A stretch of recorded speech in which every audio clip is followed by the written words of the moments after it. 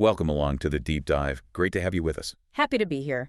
If you're looking for that shortcut to getting really well informed, pulling out the key bits from, loads of sources, you're definitely in the right place. Yeah, cutting through the noise. Exactly.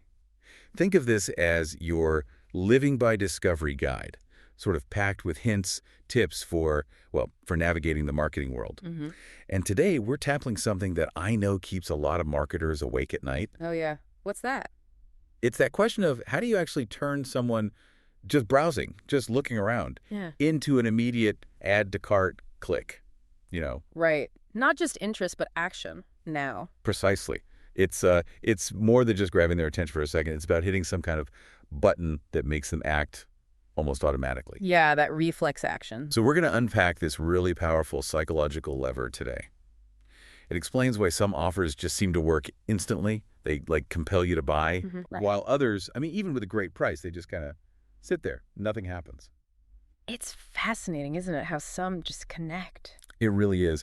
And the key thing, I think, is that this isn't about just making more noise or, screaming louder. No, definitely not. It's about subtle things.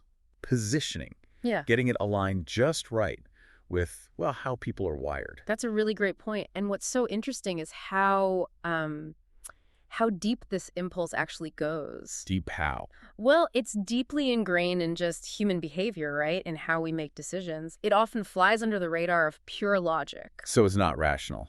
Not entirely. It taps into something much more instinctual, almost primal. Primal, okay.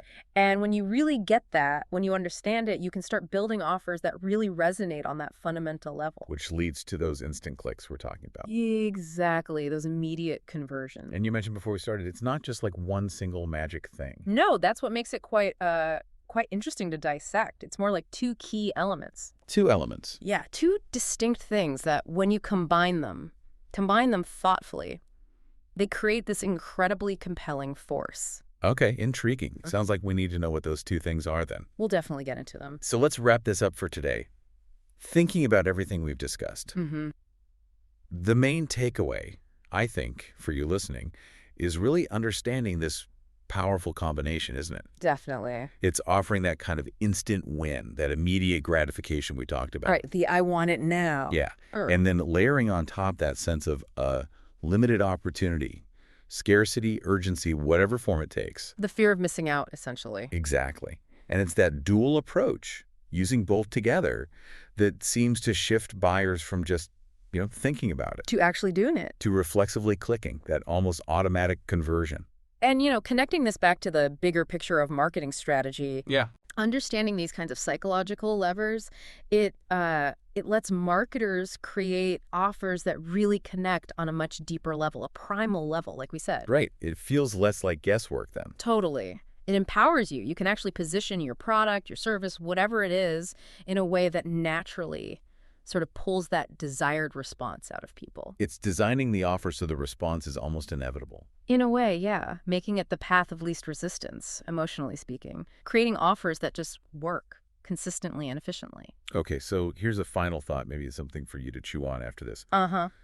If this instant gratification thing and this loss aversion, this fear of missing out, if they're so deeply wired into how we make decisions about buying things, Yeah. where else do they show up? Exactly. Where else might these really powerful drivers influence other things, like customer interaction, or maybe even building brand loyalty over the long term? That's a great question. It's not just about the sale, is it? Right.